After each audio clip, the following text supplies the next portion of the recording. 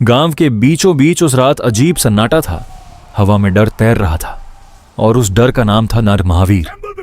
लेकिन महावीर हमेशा ऐसा नहीं था। वो एक गरीब परिवार में जन्मा था। उसकी माँ सीधी सादी औरत थी, मगर गांव वालों ने उसे कभी अपनाया नहीं। एक दिन अपमान की हद पार हो गई और गांव वालों ने उसकी माँ को गांव से निकाल दिया। छोटा महावीर अपनी माँ का हाथ पकड़कर रोता रह गया। उस दिन उसके दिल में कुछ टूट गया था। स्कूल में भी उसे चैन नहीं मिला। जब वो बच्चों के साथ बैठने की कोशिश करता, गुरुजी उसे सबके सामने डांटते, तू मनहूस है, दूर बैठ।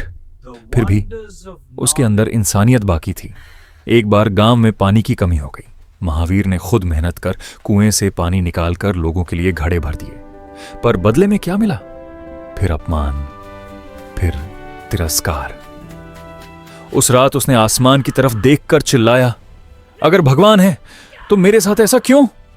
तभी अंधेरे में एक आवाज आई, क्योंकि तुम्हारी शक्ति अभी जागी नहीं है। एक दाढ़ी वाले गुरु उसके सामने खड़े थे। उनकी आंखों में दया थी। गुरुजी उसे अपने आश्रम ले गए। उसे बेटे की तरह पाला, तंत्र मंत्र की हर विद्या सिखाई। महावीर तेज था, बहुत तेज।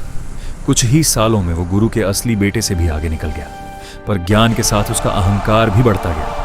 अब उसे शक्ति चाहिए थी, सम्मान नहीं। एक दिन उसने देखा, गुरुजी पवित्र तंत्र ग्रंथ अपने बेटे को सौंप रहे हैं। उसकी सांस रुक गई। उसे लगा, फिर से मेरे साथ धोखा। उस रात उसके भीतर की आखिरी रोशनी बुझ गई। उसने काले मंत्रों से एक जादुई कंगन बनाया।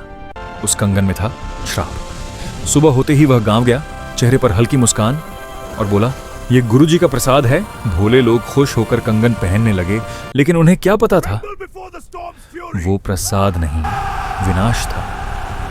और उस दिन महावीर पूरी तरह तांत्रिक बन चुका था।